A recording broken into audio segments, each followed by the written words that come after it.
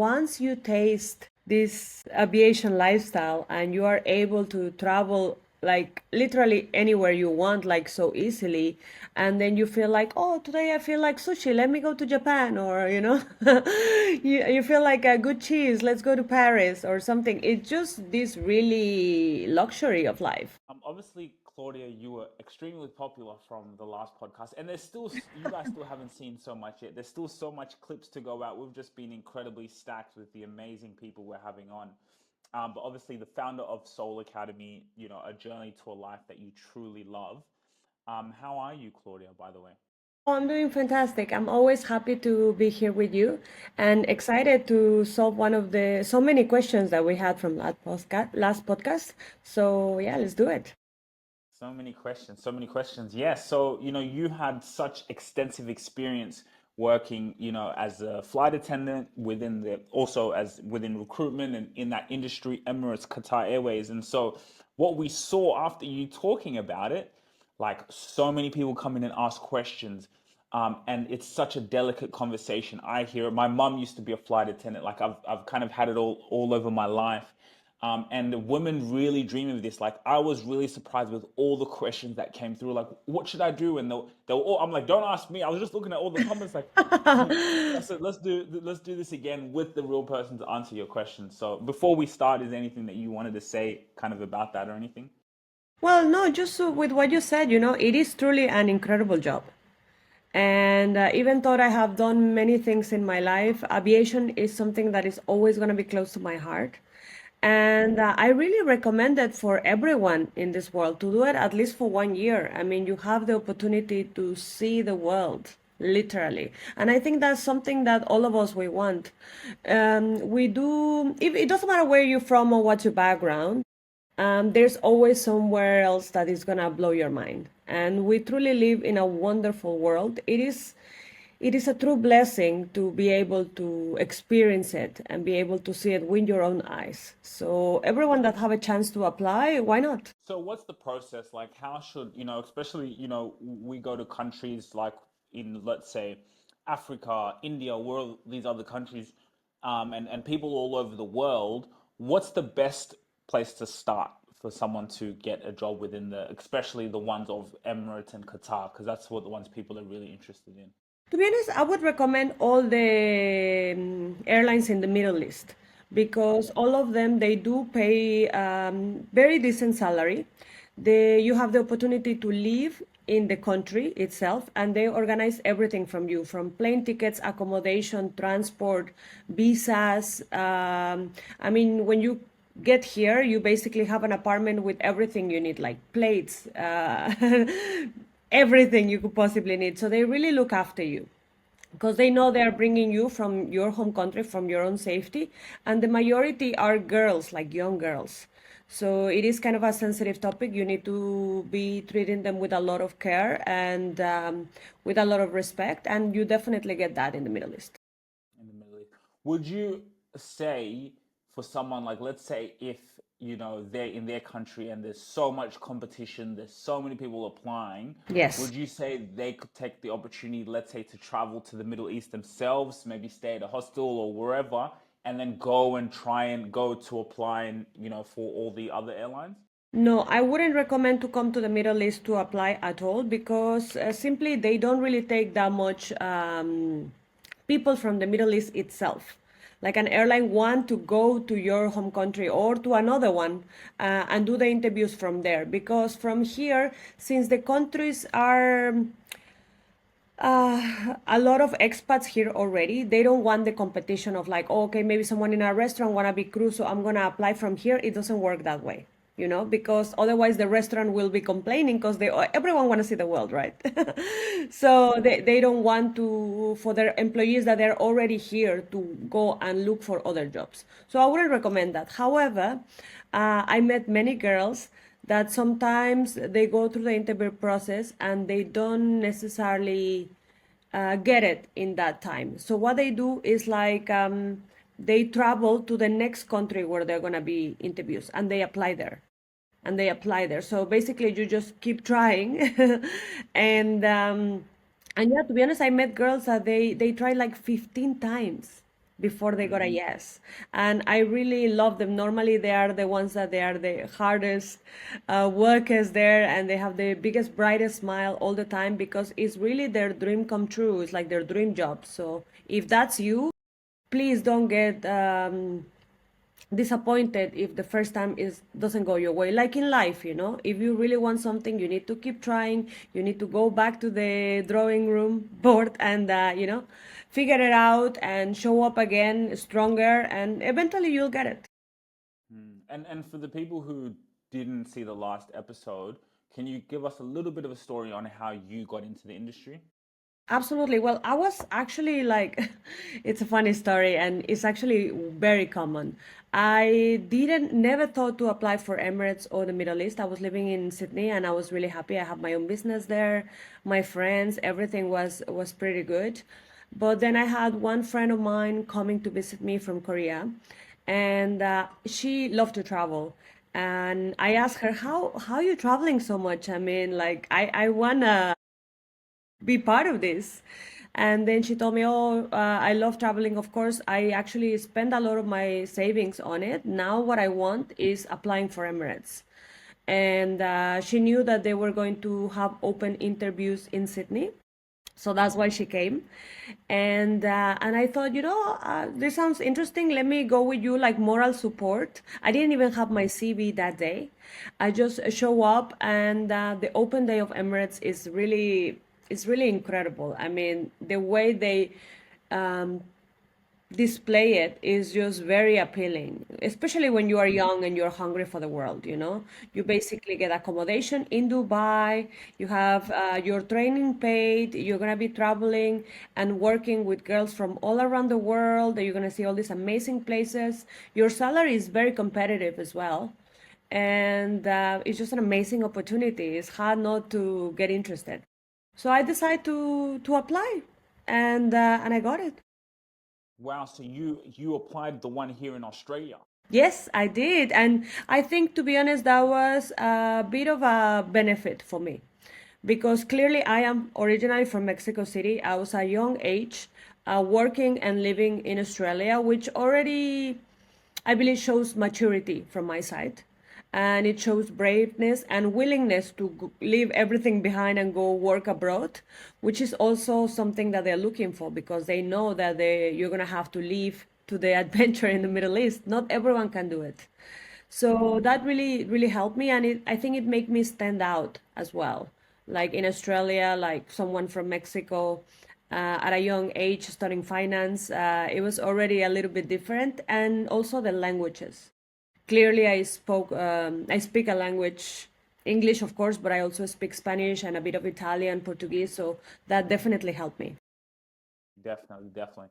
Okay, so then now let's talk about what's the step-by-step process for someone out there who wants to become a flight attendant for, let's say, Emirates or Qatar. What's the step-by-step process for them to get that job? I mean, I want to clarify that for me, I'm not a recruiter anymore. This was like many years ago. So a few things may have changed since then, but I believe the basics are still very similar.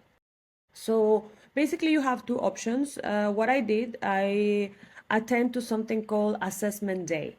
And basically, it's just like an open casting for many people that they want the job. And you have a bit of everything. You have the guy that is in a perfect suit and it looks incredibly sharp, or you have someone like me at that time that had no idea what to expect. I just went for moral support and I end up getting the job. So I think it's all about really the attitude that you show up with, the attitude and the energy that you transmit to them. You need to be a people person for sure. You need to be likable and polite, friendly. They really love the big bright smile and the positive attitude. And yeah, you can do that one, like attend to the assessment day with your CV and meet them personally. If you pass that, like, because it's like a filter, if you pass that one and they call you at the second interview, then you're gonna go for a round of activities where they wanna get to know you a little bit better and discover your personality. That in the open day sometimes is really hard because you only spend 5 minutes with them because it's so many people that show up. I mean, I remember in my interview in Sydney, there were a couple of thousand girls that the recruiters have to see in few hours. So it's a very quick interaction.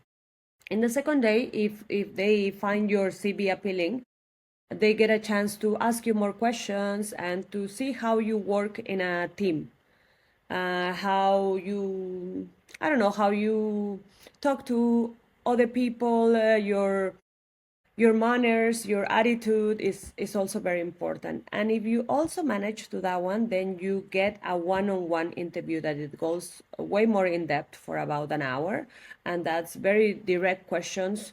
Normally, in the customer service field. They are very customer service oriented. They will place you with some scenarios where they want to know how you would react if that was the case. And yeah, with a bit of luck after that, they will take all your information. You will have to do some medical examinations as well, and get a lot of vaccinations for, especially for the crew that is going to be traveling to Africa very often. But it's very easy. It's just something that your GP can organize for you. For example, for me, I remember I had all my vaccinations up to date except the yellow fever. Because only if you go to Africa, you don't really need that one. But yeah, I have to get that one, and that one is valid for 10 years. So you just need it once and then forget about it. Forget about it. Okay. Hmm. That's the basically the first way to apply. Now, since COVID and since many things happened, for some girls, it became very difficult to go and show or travel to the destinations where the interviews were happening. So basically, the airlines they came up with this brilliant idea of doing just like a video interview, which I think a lot of companies do at the moment. You know, you basically record yourself for 5 minutes, saying why you want the job, a little bit about you, and something that makes you stand out or your particular hobbies. And then you send it, and it's the exact same process. People will, like, review it and then call you back and then put you through some other examinations until they made a decision. That's about Yeah, it. you can see it's quite a little bit of a process. It is. What do you think are some mistakes people make when it comes to applying? I think the mistake that I see very often is that they get way too nervous. And I completely understand, when you really, really want it, you start, mumbling or whatever, and they don't want to see that. They want to see someone that is confident with people, someone that is more, I don't know, they have a natural flair for it. And it is very sad, but to be honest, I think, and I include myself, I was the person that I was not nervous at all because I didn't really even knew about it that much. So I think that's the reason why my interview went so well, because I went with the best attitude, with nothing to lose, with just like happy to be there and happy to see what they have to say. But I didn't got like so nervous or like, oh, would they like me, like nothing like that. I just went with my authentic self and they like it, and I think that's also what they're looking for, because I mean, they want people from all around the world and they want different personalities, so you just need to be yourself. You know, that's one thing like I learned about life. That's why you got the job. You got that job because you went into the unknown. You were not like, Yes, oh, I've been applying for Emirates for the. You went there kind of like, you didn't really care about the outcome. You weren't attached to the outcome. So you just kind of went there just freestyling really. And that absolutely, probably even got you the job even more. But when you're there, the absolutely. more you want something, the more kind of life goes, no, you're too kind of needy, abundant, Yeah. but like that's real. I think you just kind of gave a big tip away there. Like I really believe the reason why you got that is because you weren't. It was kind of like exactly. I don't have anything to lose, and it's like I don't really kind of. I haven't desired this, and when you don't really want something, that's when it comes to you. Yeah, no, to be honest, I agree completely. It was, I think, down to my authenticity. Like I went there with no hidden agenda except just listen to what they had to say, and I understand that someone that really, really wanted could self-sabotage themselves. And really, mindset is so important. So either you are this person that just to go with the flow, or you are this person that you really, really want it. I think what is important is before you step into the room, just be true to yourself and remind yourself that if you're gonna get this job, it's because your personality. So you cannot fake it. You just have to be there with a big bright smile and open to meet some new people and see what happens. See what happens. Yeah, exactly. So, apart from like, the resume, like what specific qualities does Emirates look for? What specific things do they look for? There has to be that, kind of dynamic that they say, boom, that's one of ours. I think a lot of them, to be honest. Being in an airline is a little bit a stereotype, but you do need to look the part.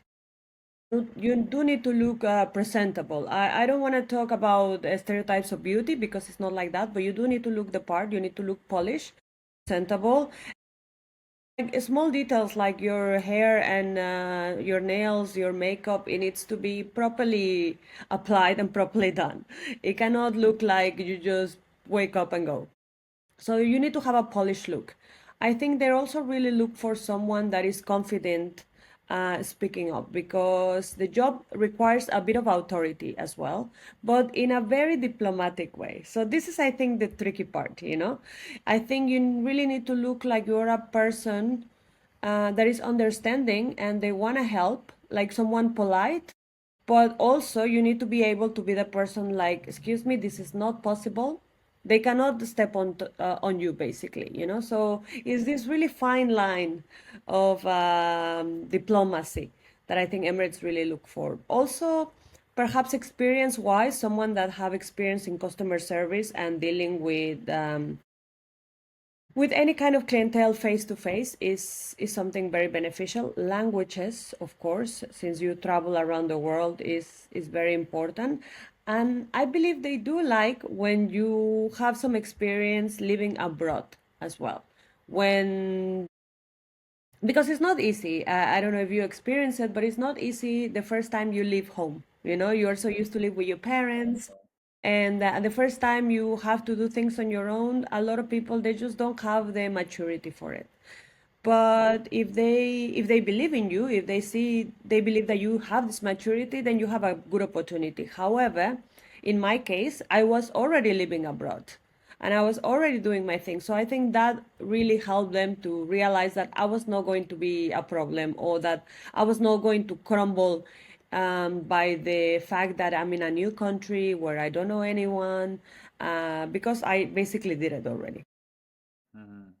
And it's just that notion of someone who's independent, mature, like you said, presentation fits right, confidence, and yeah, not anyone can step over your shoes, but also like that kind of soft and gentle still thing about you where you're very approachable and, someone doesn't feel intimidated, even though that's not your Absolutely. problem, but, yeah. No, I mean, it's really fascinating. To be honest, I love all my colleagues in my flight attendant days just because I think flight attendants, they really embody this, I don't know, very interesting type of woman because you have to be very gentle, delicate, and polished in the way you look, but if required, you need to give CPR to someone in the floor. You need to fight a fire.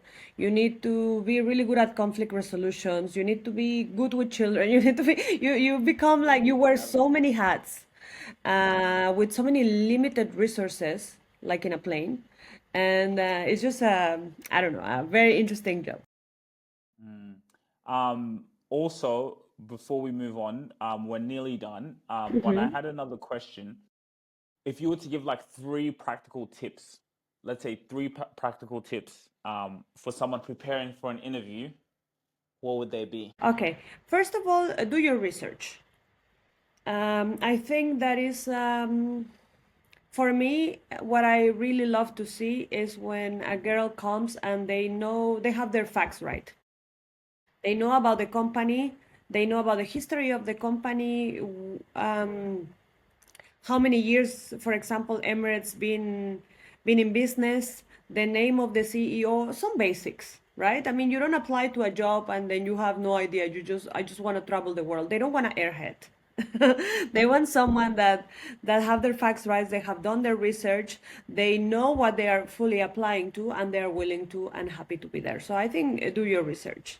For me, it's very impressive when a girl comes and I can tell that she's been studying, that she really wants this, that she have dedicated the time and effort to come to the interview well prepared, even though there's no really questions of like who is the CEO of Emirates or anything like this, but it's really nice to know that you came prepared and that you know it. So I think that's number one. Number two, like I already mentioned, just breathe.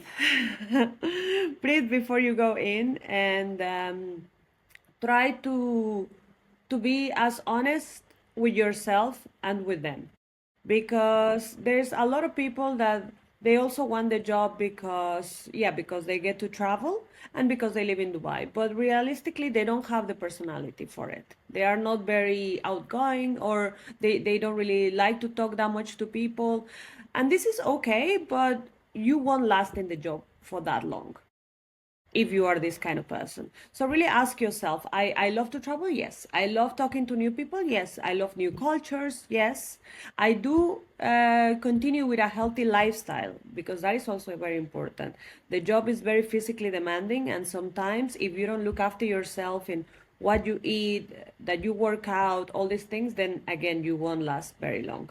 So just make sure you are true to yourself. You show yourself very authentically, and yeah, just answer the questions in the most honest way.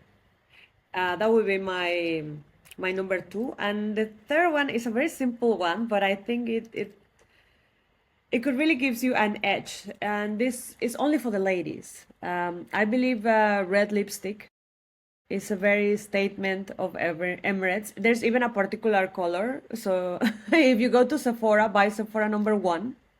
That is like the Emirates color, and I think it's something that is very timeless, very classical about Emirates. A big bright smile with a big red lipstick in this bright red.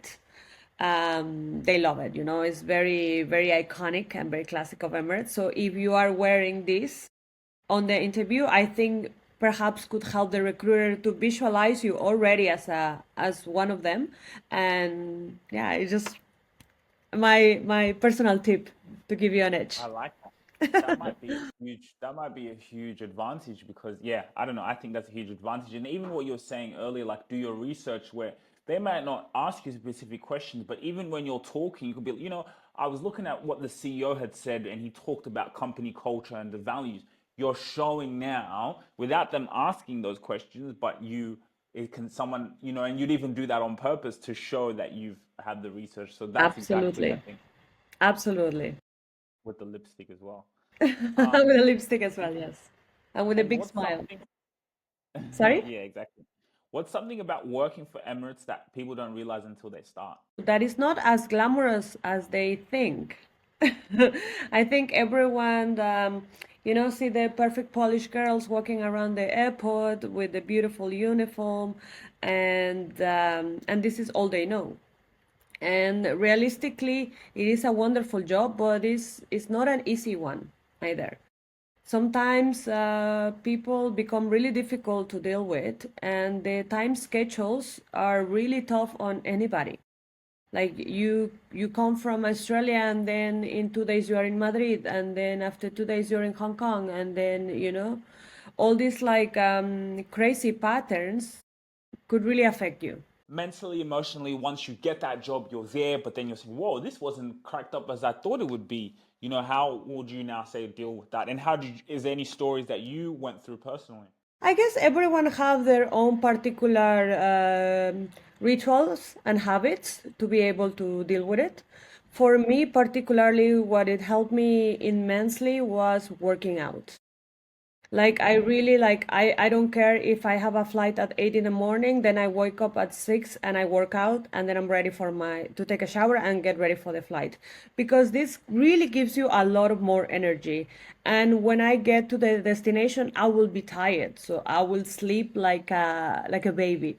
So that really helped me particularly to just manage my sleeping habits and my energy levels. But I know some other people have other rituals. Maybe they like to meditate or I don't know. Everyone have their own, but I think fitness is very important, and also your nutrition.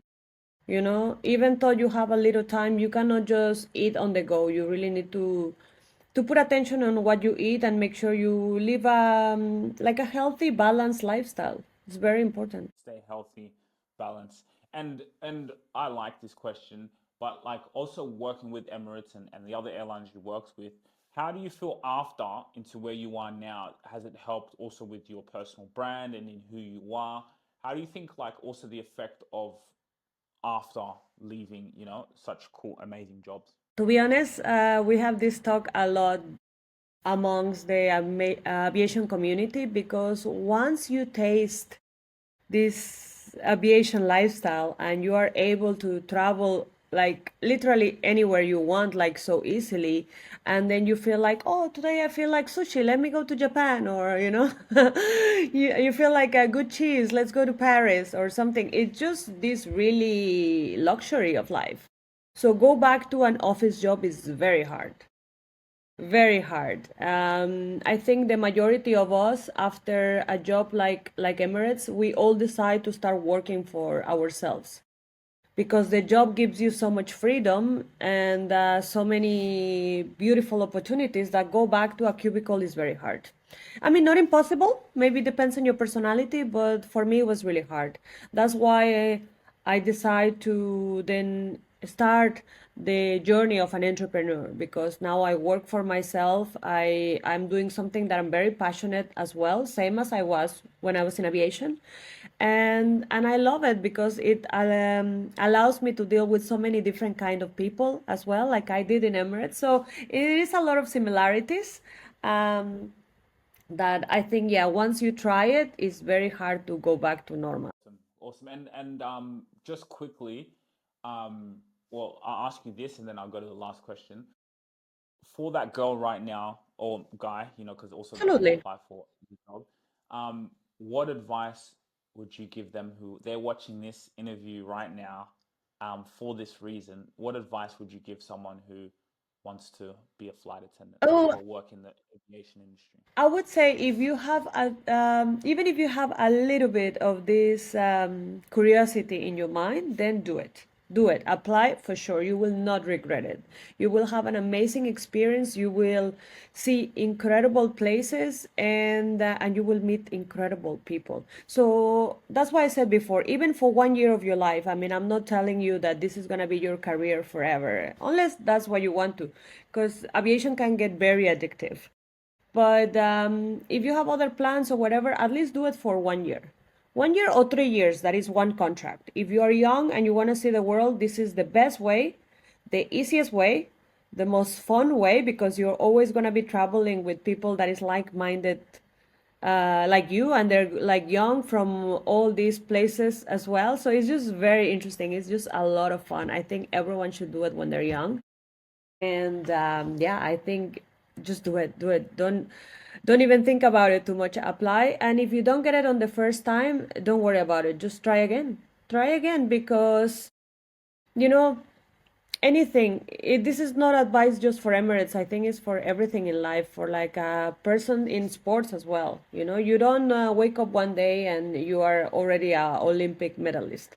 Everyone falls many times on the way, but it's the fact that they keep going and they keep trying and they keep perfectioning their craft that makes them amazing. So this is what is going to get you the job. Every single time you go to an interview, you realize more things. Or you want to do things differently on the next one. And this, like I said, if this is what you really want to, just don't give up and do it. Apply now. Fine now. Love it, love it. Thank you so much, Claudia, for your amazing advice. If they have any other questions, they can let us know. And my last question was, yeah, was in terms of, what's your vision now and what you're doing with your life and this amazing and inspiring book that people can go and buy in the description below. But yeah, what's your vision, for life now? And I love how you talked about transitioning from Emirates. It's like, okay, I experienced so much freedom, then it just leads you to doing your business. My auntie was the same, right? Mm, She used to work for Emirates nearly over 10 years, and then now she owns her own business. So mhm, when you told me that, I was like, wow, it's actually so true because I saw that with her. mhm. So, what's that journey look like for you now? What do you see? What's your vision? Very link with all my travels around the world. I don't know, I think I was always in search or something meaningful all around the world. And I realized as well that I was never going to find it outside. I went to 120 countries, I didn't find it. I was looking in the wrong places. I think the true meaning and what I'm building right now, it was always within me. It was just a matter of look inside myself, not to all these places. Even thought I had the best time in them. Perhaps I had to go through all these places to realize that that was not the way. That it was just la internal job. So now what I'm doing, because I have this company called Soul Academy 369, I have digital products. I record my courses where people can buy them, and I have topics such as finding your purpose, the confidence code, emotional mastery, things that I really learn along the way. And my book, of course, I have a book called A Journey to a Life You Truly Love.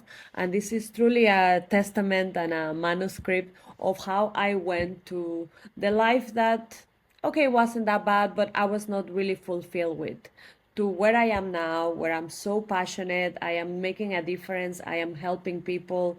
I am creating a community, and it gives me so much meaning and purpose. And I couldn't be more happy. I really, truly, truly living a life that I love right now. But it was not something given to me. I have to build it. I have to design it myself. And I think there are just step by step things that you can do to create the same thing. So basically, my book is about that, and I really hope it can help you to create the life you love. It's available on Amazon, and I will give you the link. So if anyone is interested. Yeah, will be them down below for them to purchase. Thank you. Okay, Claudia, thank you so much as usual. It's always Thank amazing you. having these conversations. I'm sure there'll be more in the future, and hopefully I'll see you soon in Qatar. Oh, please, I would love to. I would love to host you here. My husband is a pilot. So I again, like it was like I was in aviation, but I couldn't really leave completely the aviation. It's like I have it's still at home. Yeah, because I remember you when you had said that he was a pilot. Then yeah, I'm like, yeah, makes It sense. makes Just that. it's really not that simple either. You need someone in aviation to really understand the lifestyle. I True, think true. So it's you also understand him and his schedule, and yes, for sure. completely, completely. And I understand when he's like grumpy and tired as well, because for no reason. It's just, you just came from a flight. I know you're exhausted. So yeah, no, I mean, aviation is beautiful. In my case, it even brought my husband. Like love is in the air. Really, it's such a cliche story, but it's true. Love is in the air. Literally, my mom, she met my dad on a flight. She was working on a flight, Really, and I love that. I there you love go. that. There you go. Yeah. Beautiful. Okay, Claudia. Have a wonderful day, and we'll speak soon. Definitely, you too. Take care. Okay, thanks. If you really enjoyed this video, make sure to click here, and I'm sure you're going to love that one.